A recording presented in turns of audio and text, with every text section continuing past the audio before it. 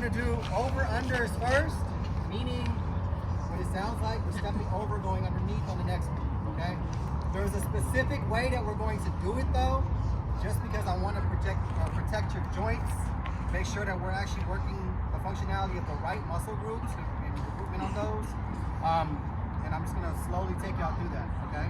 So what you're going to do is it's always going to be alternating. So if my left leg goes over, right when I pull the trail leg through, that leg now becomes the next leg that goes underneath, okay? Meaning I'm going to step through the hurdle, I'm going to drop my butt down, so not here, okay? We're trying to see how much depth we can get.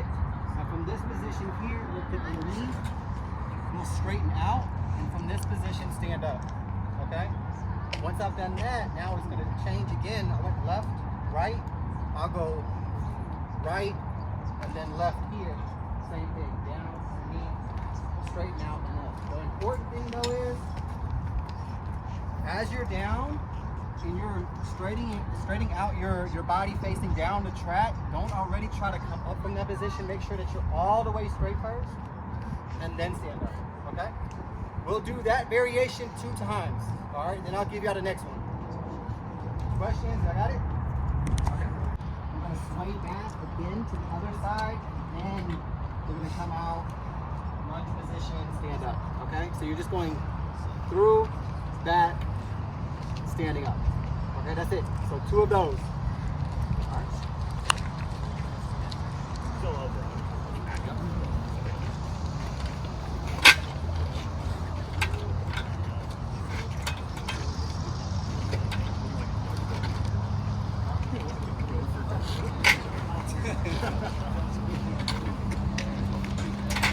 So the next thing we're going to do is just under, meaning we're staying underneath the hurdle the whole time. This will not have a straightening out part like we did on the last ones. You'll just basically be having like half rotations. So what you're going to do is come down underneath, not through, and as soon as you do that, you're rotating all the way to this side. Going back underneath, rotating again. So you're going to be pivoting. If you want to know what it is, you're pivoting from that ball of your foot, and that's rotating you this way. Don't do that on the heel, do that on the toe, okay? Just going right back underneath. You have a small little moment where you're going to come up a little bit here. That's okay, because you have to get situated again for the next one, okay? But it is continuous. It doesn't have to be fast, but it has to flow, okay? So just a smooth shifting. We're going to do that 2 times. All right? Let's go for it. First one that we're going to do, nothing crazy. We're just going to do side step overs. It's going to have like a little small skip in between, okay? So what you're focusing on is making sure that you keep your hips forward. The way that you can do that or have that sensation is if you tense up your glutes, right? That's going to push your hips forward. That's going to keep them there. Okay? The moment that I relax, my hips are going to drop back. It's going to get really, really hard for me. Okay? So just remember, before you start, tighten up your glutes. Make sure your hips are forward. Okay? And now we're just thinking about the knees coming to our upper body, not our upper body coming to our knee. Okay? So we're trying to get that knee to our chest if we can. All right, and you're just looking straight ahead. So you're here, you're gonna need your arms, they're gonna stay in pace, okay? And you're just gonna come over, keep it short here, over, short, over, and then short, okay? We are focusing on the reactivity, or how active your feet are hitting off the ground. So you should see the toe pushing off, the toe pulling up, okay? So remember, the feet are just as important, if not probably one of the most important things, because if we have dead feet, that's going to be really, really, I guess, hindering for hurdles, okay? So just make sure that you're really active and get that little bounce going to be able to navigate through it, okay? We're going to do 2 facing that direction, 2 facing that direction, okay? So this first down. It's going to also be an alternating of legs here, okay? The concept is the same thing. Our hips are going to be forward. And we're going to strike underneath. This is going to be the critical part. Okay, so I'm stepping over, and then my trail leg is coming through. Okay, this is going to also be critical for hurdles later. We have to remember, once that knee and that toe is face down the track, okay, we don't want this lower limb of our leg to extend out away from us. We want to keep it where it is. We want to drop that thing straight back down. Okay, because the focal point is if we can get used to working down toward the ground, versus letting something drift away from us. Meaning if we do that in our hurdles, we're gonna do that in our sprints too, okay? If we're overcasting and we're not cycling back underneath us or putting our feet back underneath us, that's where we get in trouble, okay? So what you're gonna do is, again, don't look down. On the last drill, a lot of y'all were like this, trying to figure out where your feet are. You guys know where your feet are, okay? Just look straight ahead. This is gonna keep everything in alignment. So once I start to drop my head down too far like this, it's gonna cause other things to rotate. My scapula is gonna tighten up. I don't want all that, okay? So we're tall here. We're gonna be stepping over, dropping that foot, stepping over, dropping that foot, stepping over, dropping that foot. The thing is, what I want y'all to think about, so we don't have our hips sinking down on us, as you're pulling the trail leg through and you're going to put it down, remember you're really applying force to make sure that you keep those hips up where they are. So that if we're looking at you as coaches and we put like a pinpoint on your hip, that hip should never drop. It should be like a straight line all the way through, okay? That's important. Make sure that y'all keep your hips there, because it's not only gonna give you hip height, it's gonna allow it to make it easier for you when you're getting that next leg to come over, okay? Because if you're sitting like this, it's kind of hard to get that leg over, all right? One thing that you wanna do on this drill specifically is just have a little bit of a shift of your body forward, okay? Because that's where you're gonna be able to create a little bit more force moving you forward. If I'm back like this, it's like me hitting an emergency brake, okay? I wanna make sure that I'm shifted here, that way when I strike, my body naturally has to go this way because I'm getting a negative foot strike, okay?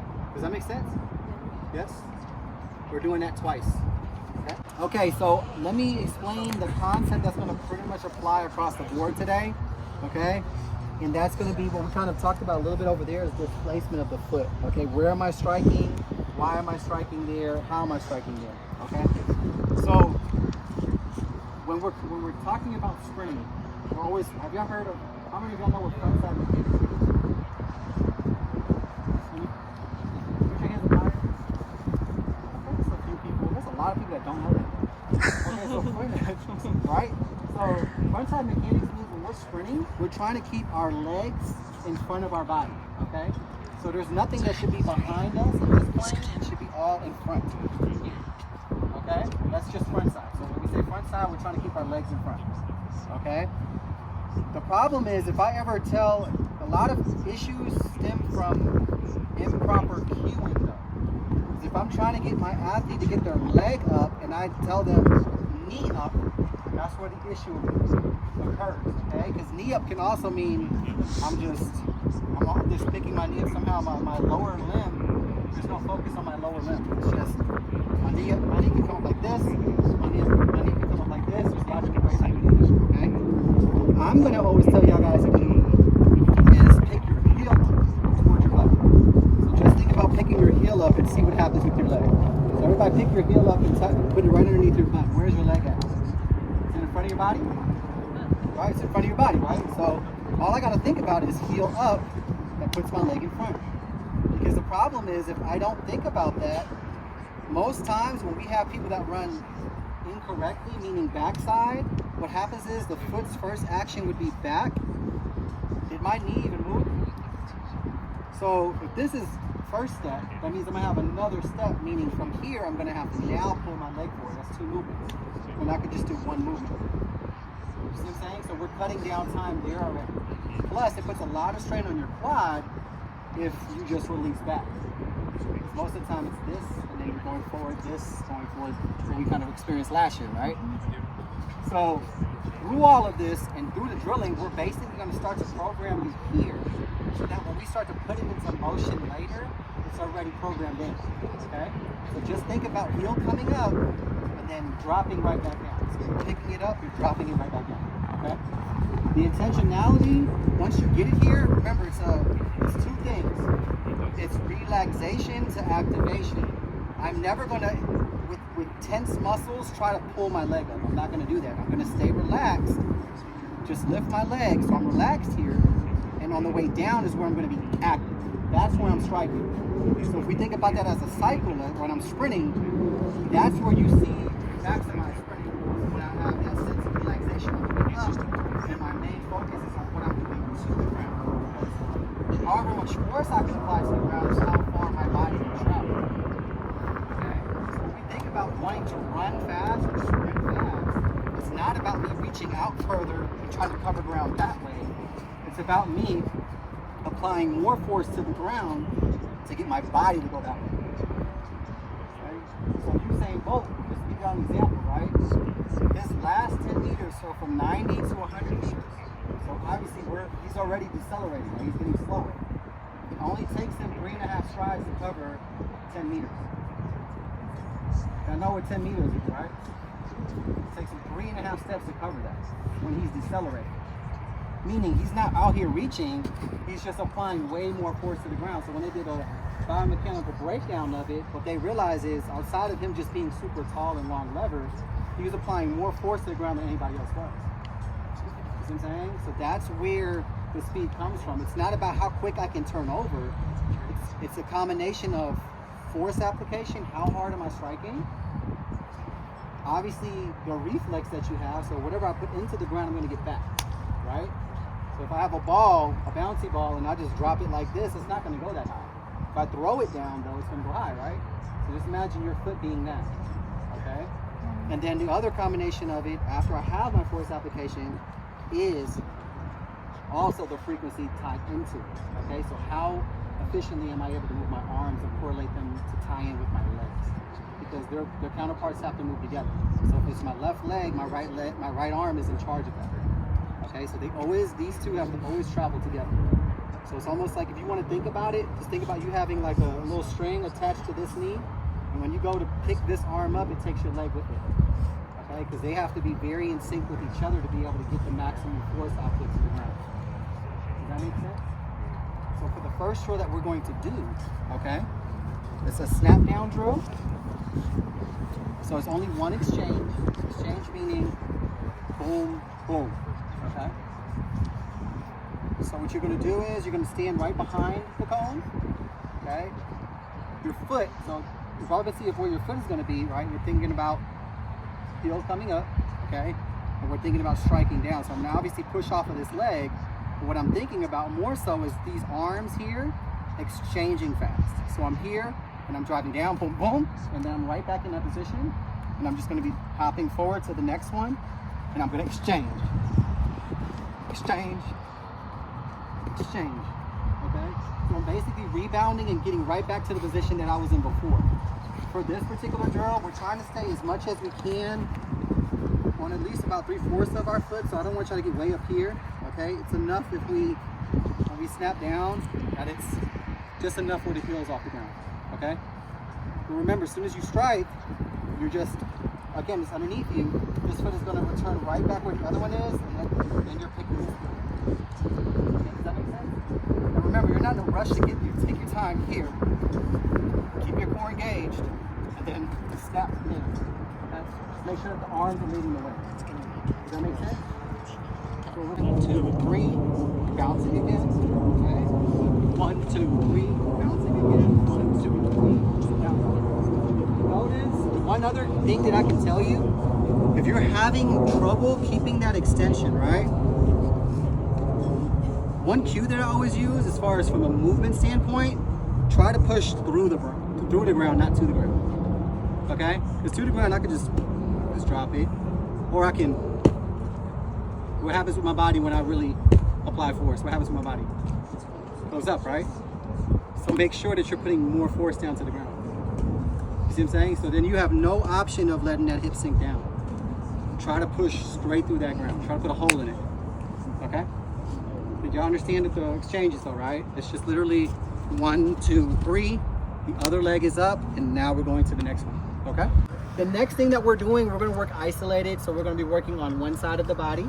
Okay? That's going to give y'all that focus, and it's going to give you that rebound. So we're doing basically a 2-contact quick leg. So it's just basically an exchange of rebounding, meaning one exchange is just literally boom, boom. Okay? So 1, 2. Okay? You should have a sensation that there's a bounce there. There's going to be one active leg, meaning I'm picking that heel up on one side and dropping it down. The other side really is just my ankle that's kind of scooching me forward. I'm not really picking that leg up at all. Okay? So what that's going to look like, I have basically this space to hit two contacts with my left leg. Okay? And I'm trying to keep that going. So when I'm here, same rules apply. I'm here, I'm going down, down, down, down, down, down. Y'all see the bounce? So from the side, just watch how my body moves, okay? Let's see how it's pretty down and down. Does it look like I'm using a lot of energy? I'm not, okay? I'm not, because it's just like a spring. I'm able to load off of it. Why is that happening? Why is it occurring? Is because I'm not deviating away from my hip. Because if I try that here, it's not going to look the same, okay? So just remember, your alignment, everything that we've been talking to leads to this too, okay? I'm always going to put the drills in a way to where we're just going like the next step up, okay? But everything else, the rules that we talked about applies to, okay? So just remember, if you don't feel that bounce, check to see where your hips are. That's going to be the first troubleshooting that you're doing. And then the second thing is, are my arms actually in sync with what my legs are doing, okay? Because if I'm here, and then my arms are all out of sync, I'm not going to get that same rhythm, flow, and reflex off the ground, okay? Behind the cone, okay? So you have a sense of consistency. And you're not just like randomly at some point or reaching out. So what you're going to do, even if y'all guys need to start out here, okay? When you get there, you're putting it down. I'm okay with that, okay? But please remember, you're not, especially with these distances, you're not going to have time to go all the way like that. You're just going to have to literally come up and then drop it right back down underneath you, okay? It has to be a series of downs, and you have to control the pace, okay? So don't try to go too fast. Just make sure that you're hitting that reflex on the ground, all right? From the start line to the first wicket is 35 meters, okay? So build your speed. But this is what I want y'all to think about, okay? These are all out. So, oh, you know what? I should have told y'all that. Y'all have spikes, right? I'll let y'all go in a second to put y'all spikes on. I'll explain it first. So we're going to start, obviously, down. I don't want anybody starting up. I want y'all to be down so that we can generate a little bit more force. Make sure that you're really pushing, and we're going to probably, if we have time today, I want to work on some Excel work with you guys, just off the start. I'll try to do that on the back end if I can, okay? But what we're going to do is we're going to build our momentum. So I want you really pushing those first 10 to 15 meters, building momentum, okay? Then about 10 meters out from the first wicket, okay? I want you to start to shift. So you're driving out, okay? As I'm coming up, what am I trying to transfer forward in order to get my body to be up? Am I thinking about pulling my body up? Is that the right thing to think about? What should I be thinking about as I rise? Say it loud. So what I'm thinking is, and this is one thing that's going to help blend your ground pace and your acceleration pace, okay? It's literally the hips. So as I'm starting to come up, I'm not thinking about my upper body at all. I'm just trying to push me forward each step, okay? And then right before I transition, right before I get that hip all the way locked in, the cadence of my arm speed has to shift. So I'm going from driving, my arm strokes are getting quicker, and right before I get about 2 strides out from me being all the way up, I have to start to speed the arms up quicker. Okay, I have to really be in that exchange. That should happen 10 meters out from the first wicket, so that you're already pre-set up to hit your single contact through the wickets. If you wait till you get to the first wicket, you're going to probably like stutter step, pull back, hesitate, and then try to go into it. So that means you kill all your momentum that you just built, and you're not going to be able to carry it through the wickets, okay? So push out good, make sure that you're transitioning your hips through, make sure that you're speeding the arm cadence up, okay? 10 meters out, where you're already stepping down, then all you got to do is just blend what you're doing here straight into the actual wicket, okay? What position are we holding when we're running through these? Power position. There's nothing vertical here, okay? If you do this, it's going to be really hard. You're going to start reaching, okay? Slight shift forward. I'm not asking for a lot. Slight shift forward, and where is the intention coming from? Is it coming on the up or the down? Down does what? Pushes you forward. Pushes us down the track, right? So the more force, remember, the more force I'm able to apply, the more comfortable these patterns should be for you. If I feel like I'm reaching, it's because I'm not applying any kind of force in the ground, okay? remember those pieces. Okay, go ahead and put your spikes on real quick.